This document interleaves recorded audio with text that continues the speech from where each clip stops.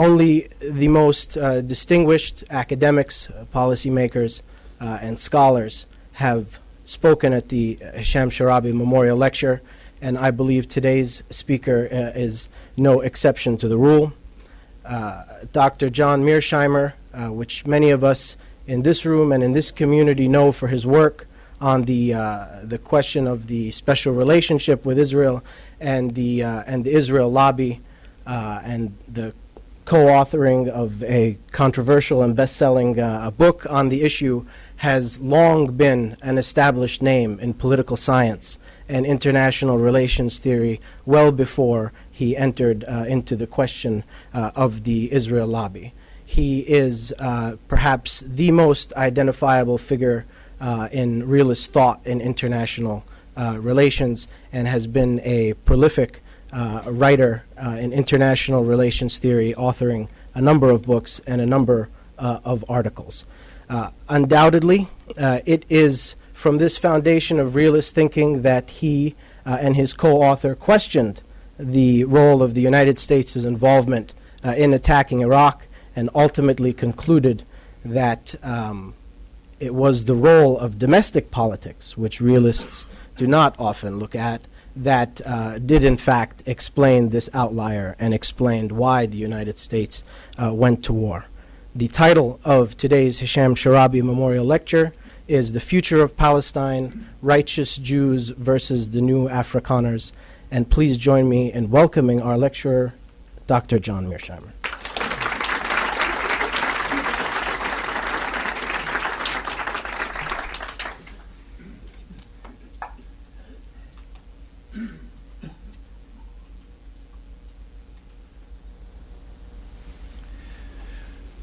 It's a great honor to be here at the Palestine Center to give the Sharabi Memorial Lecture.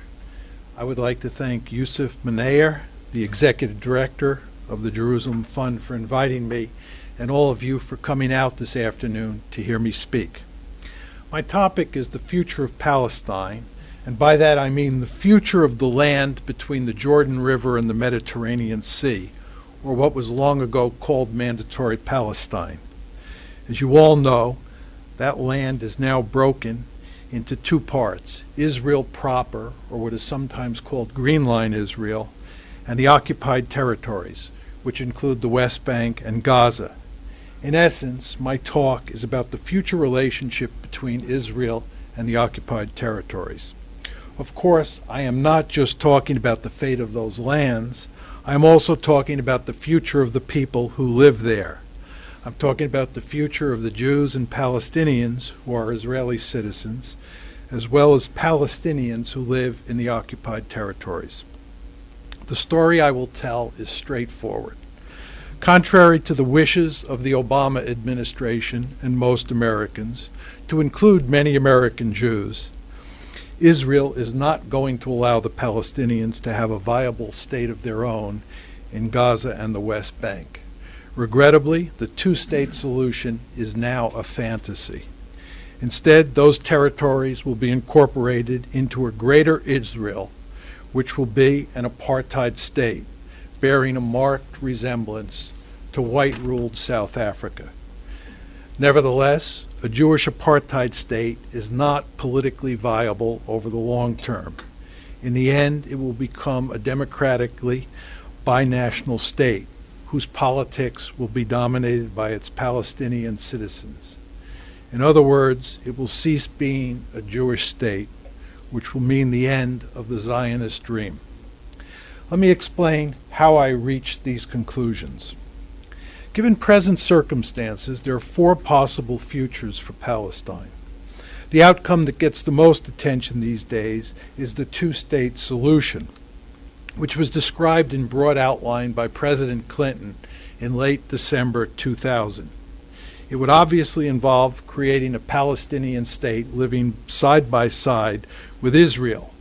To be viable, that Palestinian state would have to control 95% or more of the West Bank and all of Gaza. There would also have to be territorial swaps to compensate the Palestinians for those small pieces of West Bank territory that Israel got to keep in the final agreement. East Jerusalem would be the capital of the new Palestinian state. The Clinton parameters envisioned certain restrictions on the new state's military capabilities, but it would control the water beneath it, the airspace above it, and its own borders, to include the Jordan River Valley. There are three possible alternatives to a two-state solution, all of which involve creating a greater Israel, an Israel that effectively controls the West Bank and Gaza. In the first scenario, Greater Israel would become a democratic binational state in which Palestinians and Jews enjoy equal political rights. This solution has been suggested by a handful of Jews and a growing number of Palestinians. However, it would mean abandoning the original Zionist vision of a Jewish state, since the Palestinians would eventually outnumber the Jews in Greater Israel. Second, Israel could expel most of the Palestinians from Greater Israel, thereby preserving its Jewish character through an overt act of ethnic cleansing.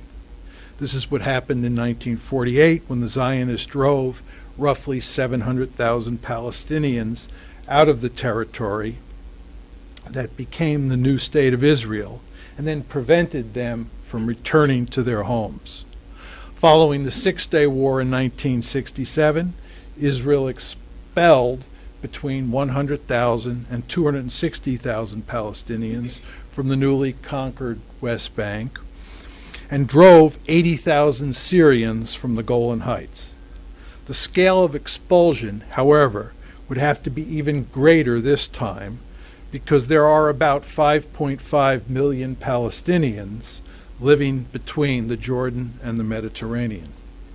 The final alternative to a two-state solution is some form of apartheid, whereby Israel increases its control over the occupied territories, but allows the Palestinians to exercise limited autonomy in a set of disconnected and economically crippled enclaves. It seems clear to me that the best of these alternative futures is the two-state solution. This is not to say that it's an ideal solution, because it is not, but it is by far the best outcome for both the Israelis and the Palestinians, as well as the United States. This is why the Obama administration is intensely committed to pushing it. Nevertheless, the Palestinians are not going to get their own state anytime soon. They are instead going to end up living in an apartheid state dominated by Israeli Jews.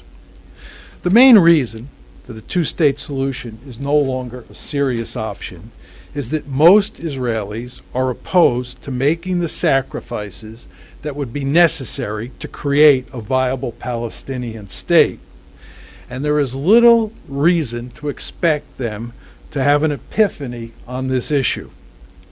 For starters, there are now about 480,000 settlers in the occupied territories, and a huge infrastructure of connector and bypass roads, not to mention settlements. Much of that infrastructure and large numbers of those settlers would have to be removed to create a Palestinian state. Many of those settlers, however, would fiercely resist any attempt to roll back the settlement enterprise. Earlier this month, Haaretz reported that a Hebrew University poll found that 21% of the settlers believe that, quote, all means must be employed to resist the evacuation of most West Bank settlements, including the use of arms. In addition, the study found that 54% of those 480,000 settlers do not recognize the government's authority to evacuate settlements, and even if there was a referendum sanctioning a withdrawal, 36% of the settlers said they would not accept it. Those settlers, however, do not have to worry about the present government trying to remove them. Prime Minister Netanyahu is committed to expanding the settlements in East Jerusalem and indeed throughout the West Bank. Of course, He and virtually everyone in his cabinet are opposed to creating a viable Palestinian state. Larry Durfner, a columnist for the Jerusalem Post, succinctly summed up Netanyahu's thinking about these matters in a recent column. For him to divide the land, to divide Jerusalem, to give up Hebron, to send 100,000 settlers packing, that would be treason in his eyes. That would be moral suicide. His heart isn't in it. Everything in him rebels at the idea. Our Prime Minister is constitutionally incapable of leading the nation out of the Palestinians' midst, of fighting the settlers and the right in a virtual or literal civil war, of persuading Israelis to admit that on the crucial endeavor of their national life for the past 43 years, they were wrong and the world was right. One might argue that there are prominent Israelis like former Foreign Minister Tzipi Livni and former Prime Minister Ehud Olmert who openly disagree with Netanyahu and advocate a two-state solution. While this is true, it is by no means clear that either of them would be willing or able to make the concessions that would be necessary to create a legitimate Palestinian state. Certainly Olmert did not do so when he was Prime Minister. But even if they were, it is unlikely that either of those leaders, or anyone else for that matter, could get enough of their fellow citizens to back an effective two-state solution. The political center of gravity in Israel has shifted sharply to the right over the past decade, and there is no sizable pro-peace political party or movement that they could turn to for help. Probably the best single indicator of how far to the right Israel has moved in recent years is the shocking fact that Avigdor Lieberman is employed as its foreign minister. Even Martin Peretz of the New Republic, who is well known for his unyielding support for Israel, describes Lieberman as a neo-fascist and equates him with the late Austrian fascist Jörg Haider. And there are other individuals in Netanyahu's cabinet who share many of Lieberman's views about the Israel-Palestinian conflict. They just happen to be less outspoken than the foreign minister. But even if someone like Livni or Olmert was able to cobble together a coalition of interest groups and political parties that favored giving the Palestinians a real state of their own, they would still face fierce resistance from the sizable forces that stand behind Netanyahu today. It is even possible, which is not to say likely, that Israel would be engulfed by a civil war if some future leader made a serious attempt to implement a two-state solution.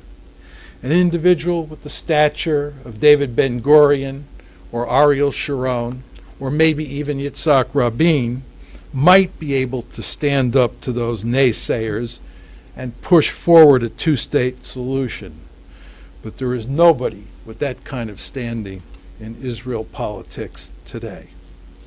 In addition to these practical political obstacles to creating a Palestinian state, there is an important ideological barrier. From the start, Zionism envisioned an Israeli state that controlled all of mandatory Palestine. There was no place for a Palestinian state in the original Zionist vision of Israel. Even Yitzhak Rabin, who was determined to make the Oslo peace process work, never spoke about creating a Palestinian state.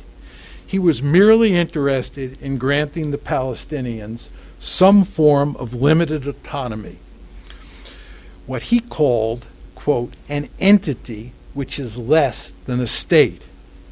Plus, he insisted that Israel should maintain control over the Jordan River Valley and that a united Jerusalem should be the capital of Israel. Also remember that in the spring of 1998, when Hillary Clinton was First Lady, she was sharply criticized for saying that it would be in the long-term interests of peace in the Middle East for there to be a state of Palestine, a functioning modern state on the same footing as other states. It was not until after Ehud Barak became prime minister in 1999 that Israeli leaders began to speak openly about the possibility of a Palestinian state. But even then, not all of them thought it was a good idea, and hardly any of them were enthusiastic about it. Even Barak, who seriously flirted with the idea of creating a Palestinian state at Camp David in July 2000, opposed the Oslo Accords. Furthermore, he has been willing to serve as Netanyahu's defense minister, knowing full well that the prime minister and his allies are opposed to creating an independent Palestinian state. All of this is to say that Zionism's core beliefs are deeply hostile to the very notion of a Palestinian state, and this makes it difficult for many Israelis to embrace the two-state solution. In short, it is difficult to imagine any Israeli government having the political will, much less the ability, to dismantle a substantial portion of its vast settlement enterprise and create a Palestinian state in virtually all of the occupied territories, including East Jerusalem. Many advocates of a two-state solution recognize this problem, but think that there is a way to solve it.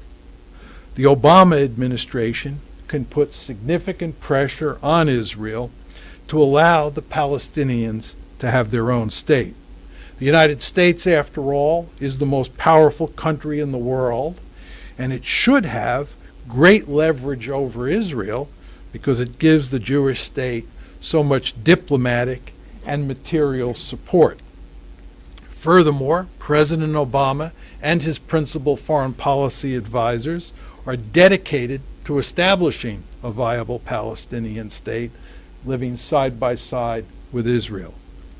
But this is not going to happen because no American president can put meaningful pressure on Israel to force it to change its policies towards the Palestinians. The main reason is the Israel lobby, a remarkably powerful interest group that has a profound influence on U.S. Middle East policy. Alan Dershowitz was spot on when he said, "My generation of Jews became part of what is, perhaps, the most effective lobbying and fundraising effort in the history of democracy." That lobby, of course, makes it impossible for any president to play hardball with Israel, especially on the issue of settlements. Let's look at the historical record. Every American president since 1967 has opposed settlement building in the occupied territories. Yet no president has been able to put serious pressure on Israel to stop building settlements and much less dismantle them. Perhaps the best evidence of America's impotence is what happened in the 1990s during the Oslo peace process. Between 1993 and 2000, Israel confiscated 40,000 acres of Palestinian land, constructed 250 miles of connector and bypass roads, doubled the number of settlers, and built 30 new settlements. President Clinton did hardly anything to halt this expansion. Indeed, the United States continued to give Israel billions of dollars in foreign aid each year and to protect it at every turn on the diplomatic front. One might think that Obama is different from his predecessors, but there is little evidence to support that belief. Consider that during the 2008 presidential campaign, Obama responded to charges that he was soft on Israel by pandering to the lobby and repeatedly praising the special relationship. In the month before he took office, he was silent during the Gaza massacre, when Israel was being criticized around the world for its brutal assault on that densely populated enclave. After taking office in January 2009, President Obama and his principal foreign policy advisors began demanding that Israel stop all settlement building in the occupied territories, to include East Jerusalem, so that serious peace negotiations with the Palestinians could begin. After calling for 2 states for 2 people in his Cairo speech in June 2009, the president declared, "It is time for these settlements to stop." Secretary of State Clinton had made the same point 1 month earlier when she said, "We want to see a stop to settlement construction, additions, natural growth, any kind of settlement activity." That is what the president has called for. George Mitchell, the president's special envoy for the Middle East, conveyed this straightforward message to Israeli Prime Minister Benjamin Netanyahu and his lieutenants on numerous occasions. In response, Netanyahu made it equally clear that Israel intended to continue building settlements and that he and almost everyone in his ruling coalition opposed a 2-state solution. He made but a single reference to 2 states in his own speech at Bar-Ilan University on June 14, 2009, and the conditions he attached to it made it clear that he was talking about giving the Palestinians a handful of disconnected, apartheid-style Bantustans, not a fully sovereign state. Netanyahu, of course, won this fight. The Israeli Prime Minister not only refused to stop building the 2,500 housing units that were under construction in the West Bank at the time, but just to make it clear to Obama who was boss, in late June 2009, he authorized the building of 300 new homes in the West Bank. Netanyahu refused to even countenance any limits on settlement building in East Jerusalem, which is supposed to be the capital of a Palestinian state. By the end of September 2009, Obama publicly conceded that Netanyahu had beaten him in their fight over the settlements. The president falsely denied that freezing settlement construction had ever been a precondition for resuming the peace process, and instead he meekly asked Israel to please exercise restraint while it continued colonizing the West Bank. Fully aware of his triumph, Netanyahu said on September 23rd, "I am pleased that President Obama has accepted my approach that there should be no preconditions." Indeed, his victory was so complete that the Israeli media was full of stories describing how their prime minister had beaten Obama and greatly improved his shaky political position at home. For example, one journalist wrote in Ma'ariv, quote, "In the past weeks, it has become clear with what ease an Israeli prime minister can succeed in thwarting an American initiative." Perhaps the best American response to Netanyahu's victory came from the widely read author and blogger Andrew Sullivan, who wrote that this sad episode should, quote, "remind Obama of a cardinal rule of American politics. No pressure on Israel ever. Just keep giving them money and they will give the United States the finger in return. The only permitted position is to say you oppose settlements in the West Bank while doing everything you can to keep them growing and advancing." The Obama administration was engaged in a second round of fighting over settlements last month when the Netanyahu government embarrassed Vice President Biden during his visit to Israel by announcing plans to build 1,600 new housing units in East Jerusalem. While this crisis was important because it clearly revealed that Israel's brutal policies towards the Palestinians are seriously damaging American interests in the Middle East, Netanyahu rejected President Obama's request to stop building settlements in East Jerusalem. As far as we are concerned, he said on March 21st, of course that's of this year, building in Jerusalem is like building in Tel Aviv. Our policy on Jerusalem is like the policy in the past 42 years.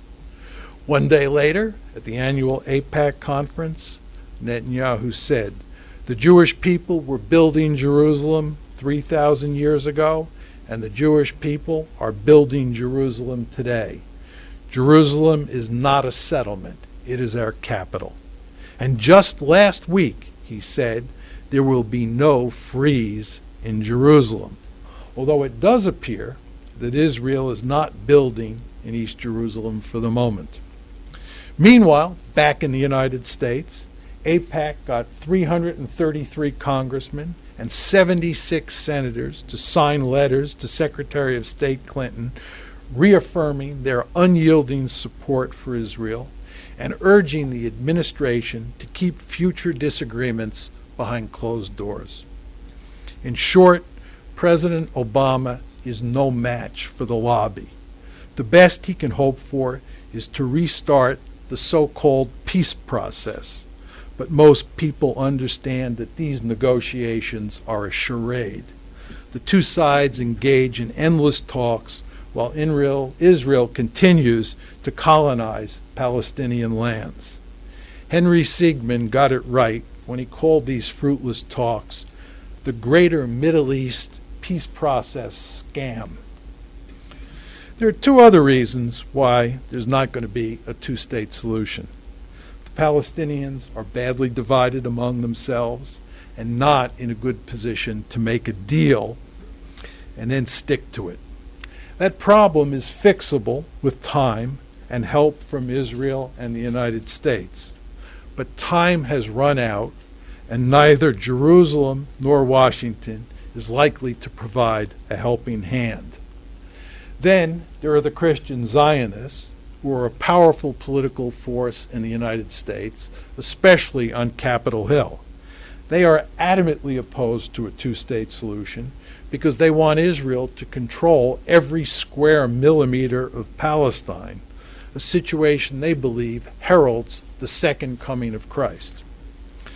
What this all means is that there's going to be a greater Israel between the Jordan and the Mediterranean. In fact, I would argue that it already exists. But who will live there, and what kind of political system will it have? It is not going to be a democratic binational state, at least in the near future. An overwhelming majority of Israel's Jews have no interest in living in a state that would be dominated by the Palestinians. And that includes young Israeli Jews, many of whom hold clearly racist views towards Palestinians in their midst. Furthermore, few of Israel's supporters in the United States are interested in this outcome, at least at this point in time. Most Palestinians, of course, would accept the democratic binational state without hesitation if it could be achieved quickly. But that is not going to happen, although, as I will argue shortly, it is likely to come to pass down the road. Then there's ethnic cleansing, which would certainly mean that Greater Israel would have a Jewish majority. But that murderous strategy seems unlikely because it would do enormous damage to Israel's moral fabric, its relationship with Jews in the diaspora, and to its international standing. Israel and its supporters would be treated harshly by history, and it would poison relation with Israel's neighbors for years to come. No genuine friend of Israel could support this policy, which would clearly be a crime against humanity. It also seems unlikely because most of the 5.5 million Palestinians living between the Jordan and the Mediterranean would put up fierce resistance if Israel tried to expel them from their homes.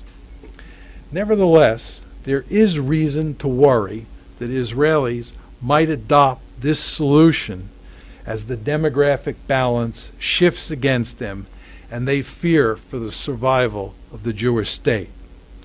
Given the right circumstances, say a war involving Israel that is accompanied by serious Palestinian unrest, Israeli leaders might conclude that they can expel massive numbers of Palestinians from Greater Israel and depend on the lobby to protect them from international criticism and especially from sanctions.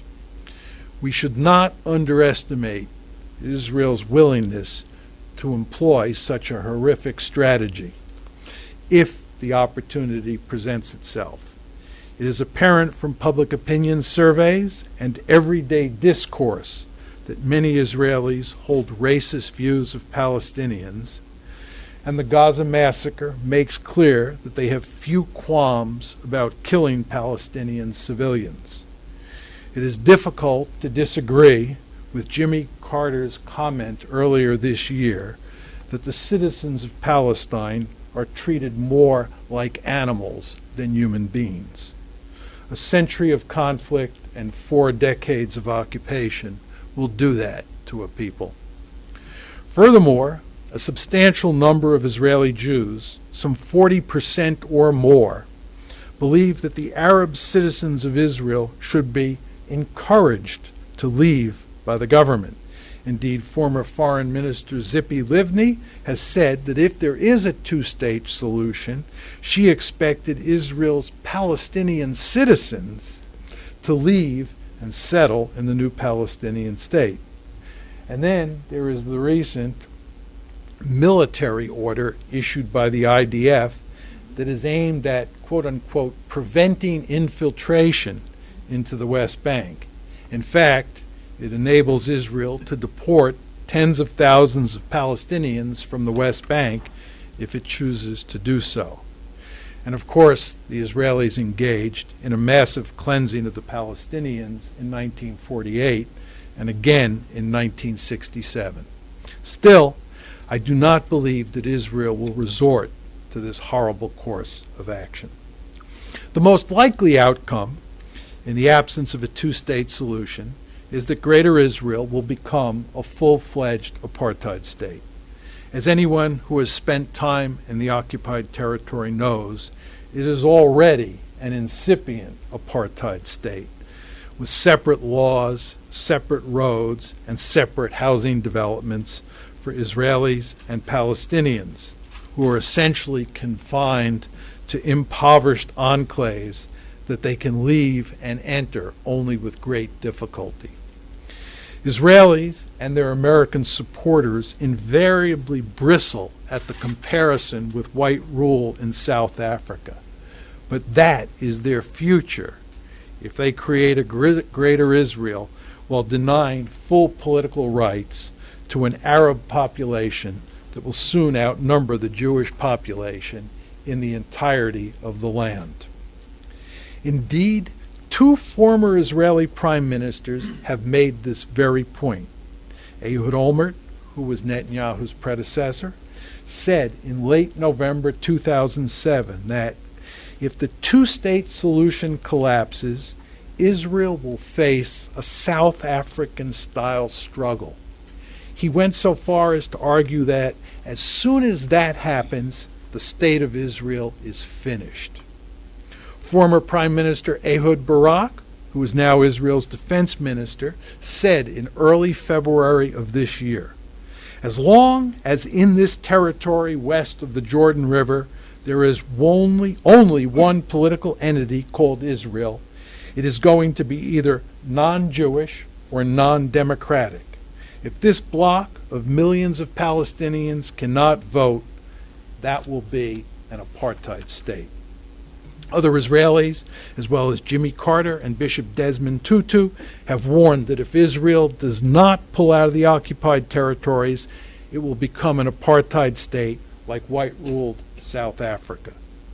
But if I am right, the occupation is not going to end, and there will not be a two-state solution. This means Israel will complete its transformation into a full-blown apartheid state over the next decade. In the long run, however, Israel will not be able to maintain itself as an apartheid state. Like racist South Africa, it will eventually evolve into a democratic binational state whose politics will be dominated by the more numerous Palestinians. Of course, this means that Israel faces a bleak future as a Jewish state. Let me explain why. For starters, the discrimination and repression that is the essence of apartheid will be increasingly visible to people all around the world. Israel and its supporters have been able to do a good job of keeping the mainstream media in the United States from telling the truth about what Israel is doing to the Palestinians in the occupied territories. But the internet is a game changer. It not only makes it easy for the opponents of apartheid to get the real story out to the world, but it also allows Americans to learn the story that the New York Times and the Washington Post have been hiding from them. Over time, this situation may even force these two media institutions to cover the story more accurately themselves. The growing visibility of this issue is not just a function of the internet. It's also due to the fact that the plight of the Palestinians matters greatly to people all across the Arab and Islamic world, and they constantly raise the issue with Westerners. It also matters very much to the influential human rights community, which is naturally going to be critical of Israel's harsh treatment of the Palestinians. It is not surprising that hardline Israelis and their American supporters are now waging a vicious smear campaign against those human rights organizations that criticize Israel. The main problem that Israel's defenders face, however, is that it is impossible to defend apartheid because it is antithetical to core American values. How does one make a moral case for apartheid, especially in the United States, where democracy is venerated and segregation and racism are routinely condemned? It's hard to imagine the United States having a special relationship with an apartheid state.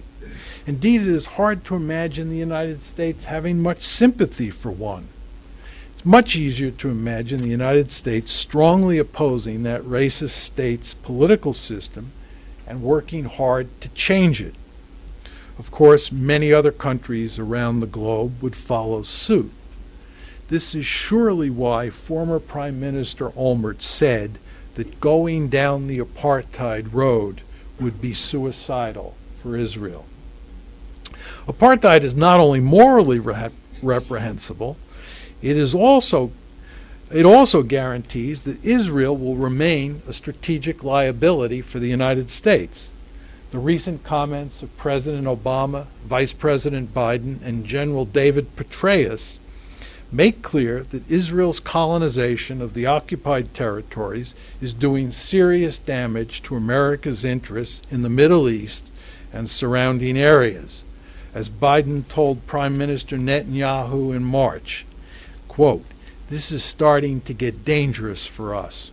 What you're doing here undermines the security of our troops who are fighting in Iraq, Afghanistan, and Pakistan. That endangers us, and it endangers regional peace." This situation will only get worse as Israel becomes a full-fledged apartheid state. And as that becomes clear to more and more Americans, there is likely to be a serious erosion of support for the Jewish state on strategic grounds alone. Hardline Israelis and their American supporters are aware of these problems, but they are betting that the lobby will defend Israel no matter what, and that its support will be will be sufficient to allow apartheid Israel to survive. It might seem like a safe bet, since the lobby has played a key role in shielding Israel from American pressure up to now. In fact, one could argue that Israel could not have gotten as far down the apartheid road as it has without the help of organizations like AIPAC and the Anti-Defamation League. But that strategy is not likely to work over the long term. The problem with depending on the lobby for protection is that most American Jews will not back Israel if it becomes a full-fledged apartheid state. Indeed, many of them are likely to criticize Israel and support calls for making Greater Israel a legitimate democracy.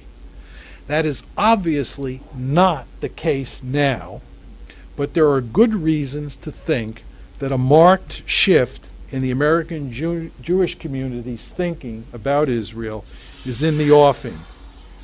This is not to deny that there are some diehards who will defend apartheid Israel, but their ranks will be thin, and it will be widely apparent that they are out of step with core American values. Let me elaborate. American Jews who care deeply about Israel can be divided into three broad categories. The first two are what I call righteous Jews and the new Afrikaners, which are clearly definable groups that think about Israel and where it is headed in fundamentally different ways. The third and largest group of those Jews is comprised of those Jews who care a lot about Israel but do not have clear-cut views on how to think about Greater Israel and apartheid. Let us call this group the Great Ambivalent Middle. Righteous Jews have a powerful attachment to core liberal values. They believe that individual rights matter greatly and that they are universal, which means that they apply equally to Palestinians and Jews. They could never support an apartheid Israel. They also understand that the Palestinians paid an enormous price to make it possible to create Israel in 1948. Moreover, they recognize the pain and suffering that Israel has inflicted on the Palestinians in the occupied territories since 1967. Finally, most righteous Jews believe that the Palestinians deserve a viable state of their own. In essence, they believe that self-determination applies to Palestinians as well as Jews, and that the two-state solution is the best way to achieve that end. Some righteous Jews, however, favor a democratic binational state over the two-state solution. To give you a better sense of what I mean when I use the term righteous Jews, let me give you some names of people and organizations that I would put in this category. The list would include Noam Chomsky, Roger Cohen, Richard Falk, Norman Finkelstein, Tony Judt, Tony Karan, Naomi Klein, M.J. Rosenberg, Sarah Roy, and Philip Weiss of Mondo Weiss fame, just to name a few. I would also include many of the individuals associated with J Street and everyone associated with Jewish Voice for Peace, as well as distinguished international figures like Richard Goldstone. Furthermore, I would apply the label to the many American Jews who work for different human rights organizations, such as Kenneth Roth of Human Rights Watch. On the other side, we have the new Afrikaners, who will support Israel even if it is an apartheid state. These are individuals who will back Israel no matter what it does, because they have blind loyalty to the Jewish state. This is not to say that the new Afrikaners think that apartheid is an attractive or desirable political system, because I am sure many of them do not. Surely some of them favor a two-state solution, and some of them probably have a serious commitment to liberal values. The key point, however, is that they have an even deeper commitment to supporting Israel unreservedly. The new Afrikaners will, of course, try to come up with clever arguments to convince themselves and others that Israel is really not an apartheid state and that those who say it is are anti-Semites. We're all familiar with this strategy. I would classify most of the individuals who head the lobby's major organizations as new Afrikaners. This would include Abraham Foxman of the Anti-Defamation League, David Harris of the American Jewish Committee, Malcolm Hohenlein of the Conference of Presidents of Major American Jewish Organizations, Ronald Lauder of the World Jewish Congress, and Morton Klein of the Zionist Organization of America, just to name some of the more prominent ones. I would also include businessmen like Sheldon Adelson, Lester Crown, and Mortimer Zuckerman, as well as media personalities like Fred Hyatt and Charles Krauthammer of the Washington Post, Bret Stephens of the Wall Street Journal, and Martin Peretz of the New Republic. It would be easy to add more names to this list. The key to determining whether the lobby can protect apartheid Israel over the long run is whether the great ambivalent middle sides with the new Afrikaners or the righteous Jews. The new Afrikaners have to win that fight decisively for Greater Israel to survive as a racist state. There's no question that the present balance of power favors the new Afrikaners. When push comes to shove on issues relating to Israel, the hardliners invariably get most of those American Jews who care a lot about Israel to side with them. The righteous Jews, on the other hand, hold considerably less sway with the great ambivalent middle, at least at this point in time. This situation is due in good part to the fact that most American Jews, especially the elders in the community, have little understanding of how far down the apartheid road Israel has traveled and where it is ultimately headed. They think that the two-state solution is still a viable option and that Israel remains committed to allowing the Palestinians to have their own state. These false beliefs allow them to act as if there is little danger that Israel is becoming South Africa, which makes it easy for them to side with the new Afrikaners. This situation, however, is unsustainable over time. Once it is widely recognized that the two-state solution is dead and Greater Israel is a reality, the righteous Jews will have two choices: support apartheid or work to help create a democratic binational state. I believe that almost all of the righteous Jews will opt for the latter option, in large part because of their deep-seated commitment to liberal values, which renders any apartheid state abhorrent to them. Of course, the new Afrikaners will fiercely defend apartheid Israel because their commitment to Israel is so unconditional that it overrides any commitment they might have to liberal values. The critical question, however, is what will happen to those Jews who comprise the great ambivalent middle once it is clear to them that Israel is a full-fledged apartheid state and that facts on the ground have made a two-state solution impossible. Will they side with the new Afrikaners and defend Israel? Or will they ally with the righteous Jews and call for making Greater Israel a true democracy? Or will they sit silently on the sidelines? I believe that most of the Jews in the great ambivalent middle will not defend apartheid Israel, but will either keep quiet or side with the righteous Jews against the new Afrikaners, who will become increasingly marginalized over time. And once that happens, the lobby will be unable to provide cover for Israel's racist policies towards the Palestinians the way it has in the past.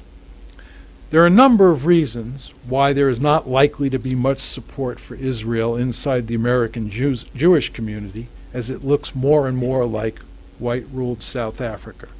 For starters, apartheid is a despicable political system, and it is fundamentally at odds with basic American values as well as core Jewish values.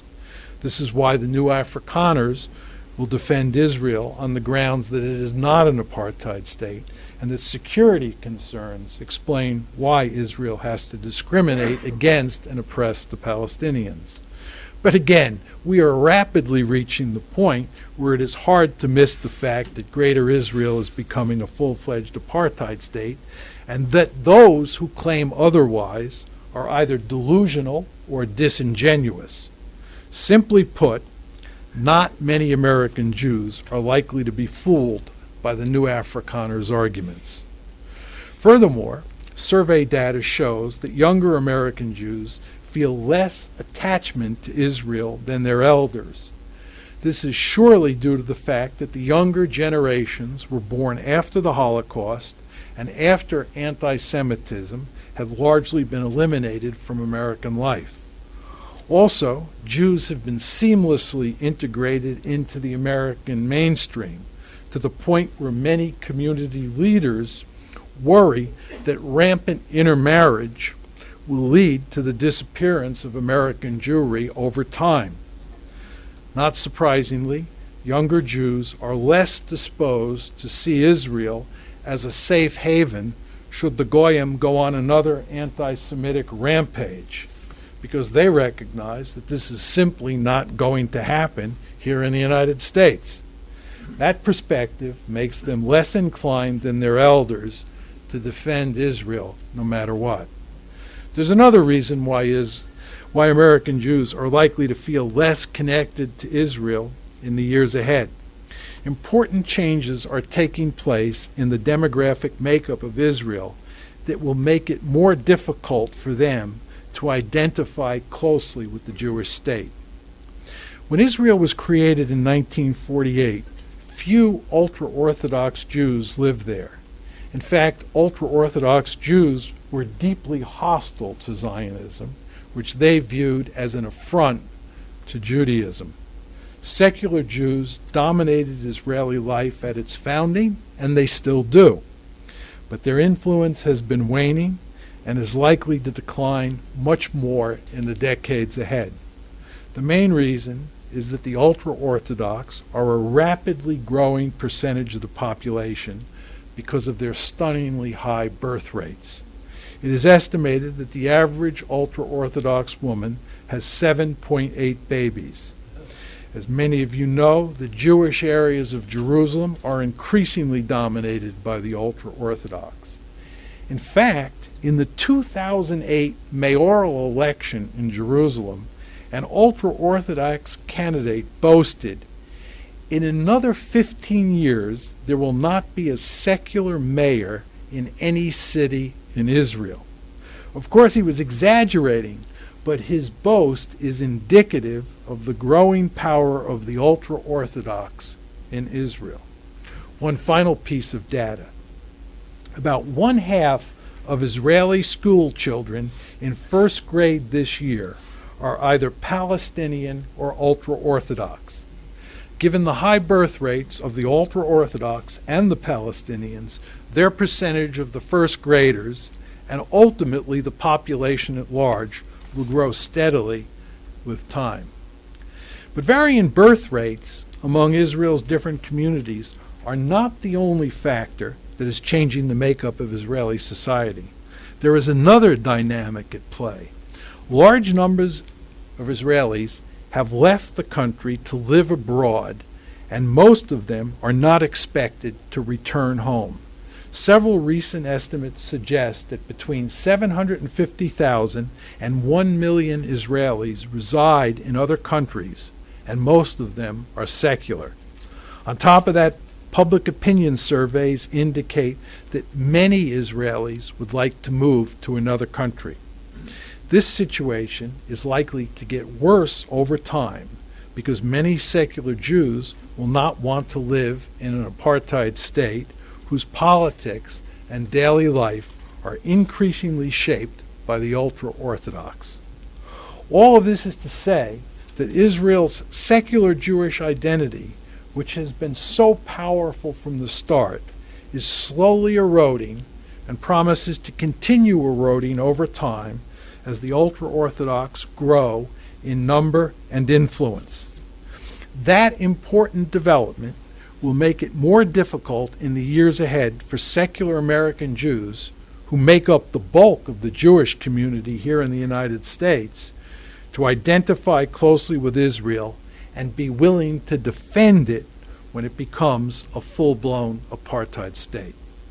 Of course, that reluctance to back Israel will be further strengthened by the fact that American Jews are among the staunchest defenders of traditional liberal values. The bottom line is that Israel will not be able to maintain itself as an apartheid state over the long term, because it will not be able to depend on the American Jewish community to defend its loathsome policies towards the Palestinians. And without that protection, Israel is doomed, because public opinion in the West will turn decisively against Israel as it turns itself into a full-fledged apartheid state. Thus, I believe that Greater Israel will eventually become a democratic binational state, and the Palestinians will dominate its politics, because they will outnumber the Jews in the land between the Jordan and the Mediterranean. What is truly remarkable about this situation is that the Israel lobby is effectively helping Israel commit national suicide. Israel, after all, is turning itself into an apartheid state, which, as Ehud Olmert has pointed out, is not sustainable in the modern era. What makes this situation even more astonishing is that there is an alternative outcome which would be relatively easy to achieve and is clearly in Israel's best interest, the two-state solution. It is hard to understand why Israel and its American supporters are not working overtime to create a viable Palestinian state in the occupied territories, and why instead they are moving full steam ahead to build Greater Israel, which will be an apartheid state. It makes no sense from either a moral or strategic perspective. Indeed, it is an exceptionally foolish policy. What about the Palestinians? I believe that the two-state solution is the best outcome for them as well as the Israelis. However, the Palestinians have little say in whether there will be two states living side by side, because they are presently at the mercy of the Israelis, who are the lords of the land. This means that the Palestinians are going to end up living in Greater Israel, which will be an apartheid state. Again, one might even argue that they have already reached that point. Regardless, the Palestinians will obviously have a vested interest in moving away from apartheid and toward democracy as quickly and painlessly as possible. Of course, that will not be easy, but there are better and worse ways to achieve that end. Let me conclude with a few words of advice to the Palestinians about how they should go about turning Greater Israel into a democratic binational state. First, it is essential to recognize that the Palestinians and the Israelis are engaged in a war of ideas. To be more specific, this is a war about two competing visions of the Middle East: a Greater Israel that is an apartheid state, and one that is a democracy. There is no question that the Palestinians have the easier case to make, as it is impossible to sell apartheid in the modern world. Second, to win this war, the Palestinians will have to adopt the South African strategy, which is to say that they will have to get world opinion on their side and use it to put enormous pressure on Israel to abandon apartheid and adopt democracy. This task will not be easy, because the new Afrikaners will redouble their efforts to defend Israel's heinous policies. Fortunately, their ability to do this is likely to diminish over time.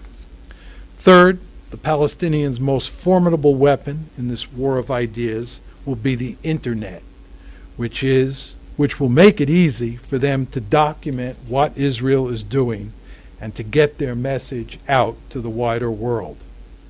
Fourth, the Palestinians will need to build a stable of articulate spokespersons who can connect with Western audiences and make a compelling case against apartheid. In other words, they will need more Mustafa Barghoutis. The Palestinians will also need allies, and not only from the Arab and Islamic world, but from countries in the West as well. Many of the Palestinians' best allies will surely be righteous Jews who will play a key role in the fight against apartheid inside Israel, as they did in the case of South Africa. Fifth, it is essential that the Palestinians make clear that they do not intend to seek revenge against the Israeli Jews for their past crimes, but instead are deeply committed to creating a binational democracy in which Jews and Palestinians can live together peacefully. The Palestinians do not want to treat the Jews the way the Jews have treated them. Finally, the Palestinians should definitely not employ violence to defeat apartheid. They should resist mightily for sure, but their strategy should privilege nonviolent resistance. The appropriate model is Gandhi, not Mao. Violence is counterproductive because if it gets intense enough, the Israelis might think that they can expel large numbers of Palestinians from the West Bank and Gaza. The Palestinians must never underestimate the dangers of mass expulsion. Furthermore, a violent new intifada would undermine support for the Palestinian cause in the West, which is essential for winning the war of ideas, which is ultimately the battleground on which Palestine's future will be determined. In sum, there are great dangers ahead for the Palestinians, who will continue to suffer terribly at the hands of the Israelis for some years to come. But it does look like the Palestinians will eventually get their own state, mainly because Israel seems bent on self-destruction. Thank you.